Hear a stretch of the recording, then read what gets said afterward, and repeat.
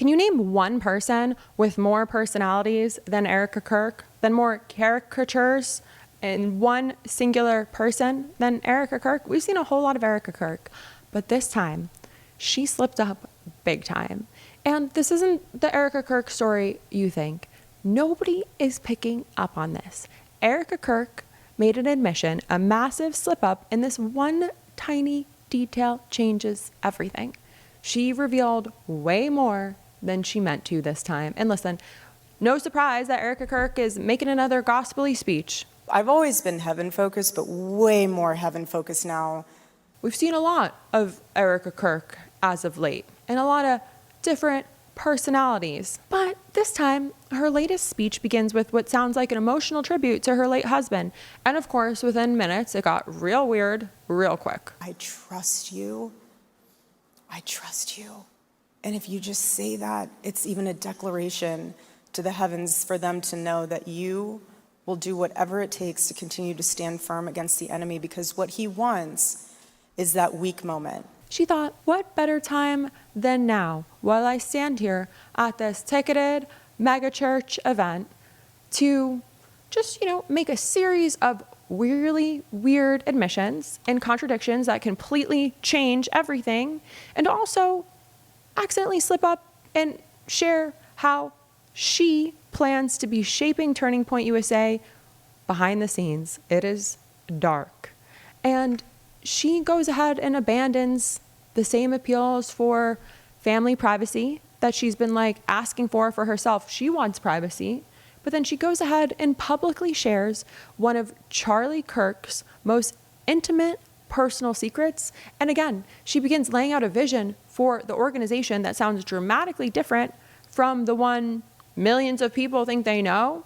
And as the speech continues, the language grows increasingly militant. Perhaps taking a page out of the Trump-branded Bible, or maybe this speech is being fed to her by somebody. The audience is given a new role to play, and she speaks to young college students, raising really uncomfortable questions about what they're being asked to do. Then, almost in passing, Erika Kirk goes ahead and makes a confession about her relationship with Charlie that is so easy to miss. But once you hear it, several other moments in that speech suddenly fall into an interesting place. It's the kind of detail that completely changes how you interpret everything that follows. And I'm going to show you, and you'll get to decide whether that was simply an awkward, grieving widow trying to razzle-dazzle the crowd, or honor her husband's legacy, or whether she accidentally really just messed up and revealed a very different story about who she has really been. I don't know. And who has been shaping this movement all along. And real quick, if you're new here, I'm Lauren Paritra. Willa Paritra and I, we do this every single day because, unfortunately, Stephen Miller is on the loose. Stephen Miller was last seen in a holding cell at Turning Point USA at a church Bible camp, and he was drinking warm beers that were left behind in that church parking lot by Pete Kegg's breath on his way to work. And he is unfortunately running out of sustenance, and he's hungry, and you might hear him in your floorboards and your ceiling and the walls underneath your sink and dark, damp, dusty spaces. That's where he thrives. So I need you to stay safe. I need you to hit subscribe. I need you to follow, turn those notifications on, follow us wherever you get your podcasts, wherever you watch or listen, leave us a 5-star rating, a comment, 6 words or more. Stay safe from Stephen Miller. It's his season and he's multiplying, and no one is safe. So just a few days before the speech, let's just ground us in the moment that this happened in. Erika Kirk publicly asked for something she said her family desperately needed. You ready for this? Privacy. But not enough to skip yet another appearance, because instead of going home to her children after the pretrial, the preliminary hearing, she headed straight to Turning Point USA, to the Partner Summit, and took the stage there. And now, again, we're seeing it. I love reading my husband's journals. And again, yes, I am very, very proud that Charlie Kirk was my husband. And I'll say it every day. To me, he still is my husband. Okay, that's certainly one way to open up a sentence. Then she shares one of his personal entries from his journal with thousands of people sitting in the room. And something that I love when I read in his journal, it was actually a few days ago, It said, look up. And it had a star with a circle around it. And whenever he wrote something that was important, it always had a star with a circle around it. And so I just sat with it and I just looked at it. Look up. Of course, I look up. Very literal. Looking up. But when you do that, it forces you to fix your mind and your heart posture on Christ, because you really are looking up. It's forcing you in life when it's tough to just look up. And I don't want you guys to cling to this life. Doesn't mean you don't work hard, doesn't mean you don't glorify God, but don't cling to it. Don't cling to it, because we're just here recruiting for heaven. This place is not our home. Okay, really getting weird, Erika Kirk. Telling young people not to cling to life? What the hell? Is she like teeing up for some mass sacrifices here? Maybe I'm the weird one, but if I died and somebody stood on a stage reading from my journal, I'd probably haunt them. You know, not that there's necessarily like earth-shattering secrets in there, but like, because a journal is for just like working through your thoughts. That's where you put stuff down that doesn't make sense yet. You write your feelings, how you're trying to figure out things. It's like a practice of just releasing. And it's not necessarily things that you'd expect to be read out loud in front of thousands of strangers at a ticketed event. Crazy, because she probably still hasn't read his book. Last we checked, she didn't even read his book. The last few chapters, and it's not because of timing, it's just because my heart's not there yet. Inconsistent, Erika Kirk. So because these journals are supposed to be intimate and meaningful, as she describes them, why are they suddenly part of a public sermon? It's a question that becomes even more important once you realize this wasn't like a one-off culty comment. It was built into the speech itself, which means somebody made that decision. Let's read Charlie's private thoughts. That belongs on a stage in front of cameras. They helped reinforce the message she wanted people to hear. And that behavior is weird, okay? That contradiction is weird, and it's difficult to ignore. And once I noticed it, the rest of the speech seemed very different. Because a few minutes earlier, Erika turned her attention to the students in the audience. And I don't know if any of you are here as students today. Can you raise your hand? Yeah, that's a lot.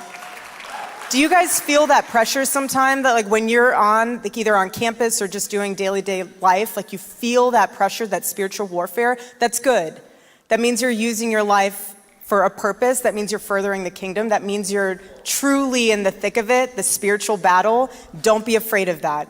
Use that and harness that energy for something so much greater. And even to the theme of the conference for our chapter leadership summit was his legacy, your voice. Okay, ew. She asked whether they feel pressure or whether life feels heavy or if they're struggling. And most people listening probably have experienced those feelings at some point. College is stressful. Many young people already feel like they're carrying more than they know how to manage. So listener, you can do everything right. You can have strong passwords, security apps, alerts turned on, and still it's not enough. Because then you get the notification, unusual activity detected. You open your banking app and the money is already gone. Scammers aren't just after your data anymore. They're after your money, your credit, your identity, and your time. That's why I switched to CoverOn. CoverOn doesn't just detect problems, it steps in when money is on the line. If your personal data is exposed or your accounts start acting suspicious, you get real-time alerts and expert support to help secure everything before it becomes a full takeover. And if money is already gone, you're covered with serious financial backup, up to $10,000 if you lose money to scams or online fraud, up to $2 million in identity theft recovery coverage, up to $25,000 in home title insurance, and up to $50,000 if you're targeted with cyber extortion or threats. Because protection isn't just about stopping threats, it's about what happens after. You don't need another notification telling you something went wrong. You need actual financial backup. So one scam can cost you everything, and I need you to protect yourself now. The first 100 users get 20% off with code LPTV at checkout. You're going to go to coveron.com/LPTV. Don't wait until a small mistake becomes a full financial disaster. Protect yourself now. Erika gives them a very specific explanation. She tells them those feelings are evidence that you need to go to war for JC. She tells them that the pressure they're experiencing is proof that they're advancing God's kingdom. Who are you to say, Erika Kirk? That's a really intense message to give somebody who's already kind of like vulnerable and probably searching for answers. And once ordinary struggles are starting to be kind of looked at through that lens, every difficult moment, you want them to just like think more about how they can go to war for God? What? Encouraging somebody to think about that just feels very culty. And at this point in the speech, a pattern was starting to emerge. So if Erika were speaking only as Charlie Kirk's widow, that'd be one thing. But she's now leading this massive, one of the largest, if not the largest, conservative youth organization in the country. So we don't even know if she believes this, but we know what she's doing is trying to build something bigger. And then the speech takes a noticeable turn. The devil is terrified of a spirit-filled Christian. That Christian knows their authority, the authority given to them by Christ. We are his bride, his body, and again, that terrifies the enemy. And so every day you make that choice to declare it. When the enemy is in your head, I don't care where you are, but there's something really powerful about taking a stand, literally embodying Ephesians 5, where you are taking a firm stand and you are saying out loud, you tell the enemy to shut his mouth, you bind the enemy and remind him that whatever you bind on earth is bound in heaven, and whatever is loosed on earth is loosed in heaven, and you stand firm. Oh my God, what the fuck? Okay, Erika, listen to the language here. She repeatedly goes back to the spiritual war stuff. She tells people, confront the enemy. There are spiritual forces. It seems like she's biting off way more than she can chew. And she's describing this group of young people as like part of the Lord's army. Who's writing this? Who is writing this? Why does it sound so militant and army-based? What comes next? And listen to how consistently she uses this language. It appeared several times in this speech, especially in the second half, which we're going to get through as we jump around here. And the noticeable shift is really intense because I don't really think of Turning Point USA as like a young military. God, woof. And then really supporters are going to argue maybe Erika is trying to continue Charlie Kirk's vision. I don't know. Didn't know the guy. But one moment near the beginning of the speech, at the very top, when we look at this moment we just did, everything gets a little bit more complicated. And this moment that I'm talking about lasts less than a minute. It's easy to miss, but once you hear it, it's hard to stop thinking about. I remember spamming my husband with Pastor Russell videos, being like, have you seen this guy? If you haven't, I'm sending you 12 more videos that like need to go viral. And I just kept sending them because I thank you for standing for the truth, your entire family. I know it comes at a cost, I'm well aware, but thank you. It's a tremendous blessing to be here. I know that Charlie always wanted to be here, so thank you. It means a lot for all of your support, all of your continued prayers. Erika Kirk is laughing here, remembering sending Charlie video after video of Pastor Russell during COVID. And she said she was like forcing him to watch the content until he finally did. Pastor Russell, by the way, unsurprisingly, also a weird guy. Beware of conservatism that is void of Christ. Beware of talking head personalities who peddle conspiracy theories to their room temperature IQ audiences in hopes of generating a few more clicks and a few more dollars for their narcissistic pseudo empires.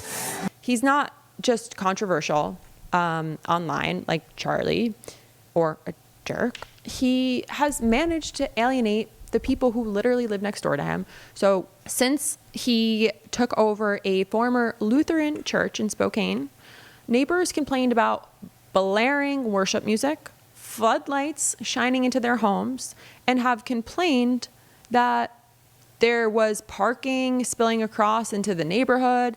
And city officials say that the church has been operating without proper permits, while, of course, exceeding occupancy limits in a building that reportedly lacks a required fire suppression system. So, doesn't really feel like a normal, humble neighborhood church. Feels like they're throwing ragers, tax-exempt ragers, in the name of the good Lord and doing God knows what. This isn't exactly a good thing. It's an untaxed rally. And they've got a worship band and probably some anti-trans activism, according to the internet's reputation of this guy. He also has close ties to MAGA figures and works really closely alongside some of the Christian nationalist movement's biggest names. And let's just say this is somebody worth keeping an eye on. You know how I feel about the church folk. I think they're always up to some shit. And I think this guy really reeks of it, if you know what I mean. So the Trump orbit has a really good habit of attracting people with interesting hard drives, let me just say, and interesting backgrounds. So let's keep an eye on him and see what turns up. And listen, on its own, might sound a little harmless to you, but when Erika Kirk mentions, I remember spamming my husband with Pastor Russell videos being like, have you seen this guy? She inadvertently admits that she was the one infatuated with Pastor Russell. Why? Why were you aggressively pushing that onto Charlie? Yet she immediately pivots to claim that Charlie always wanted to be here and aligning Turning Point USA with Pastor Russell is her initiative. What the heck is going on? And they were doing this because Pastor Russell's Pursuit Church is in Kirkland, and they just hosted the exact same event with massive counter protests, by the way. Shout out to those people. We love civic resistance moment. And the group's agenda is heavy anti-LGBTQ+, and they say any criticism of them is immediately fascist, which is not how that works. And they're using Erika's picture of Charlie to legitimize their own controversial alliances. So to me, Erika Kirk is continuing to peddle her dead husband's name, IP, to push whatever she wants, to put her in whatever close proximity to power that she can find, because Erika is playing a larger role here in this new ideological direction, in this Christian extremism. And most people haven't even realized that yet. And this speech isn't just about Erika covering her own ass as they normally are. This time she's really setting the stage for how she plans to shape Turning Point USA long term. What do you think? What do you think of this? Is this weird? We'll be back with more. Find us wherever you get your podcasts. Ciao for now.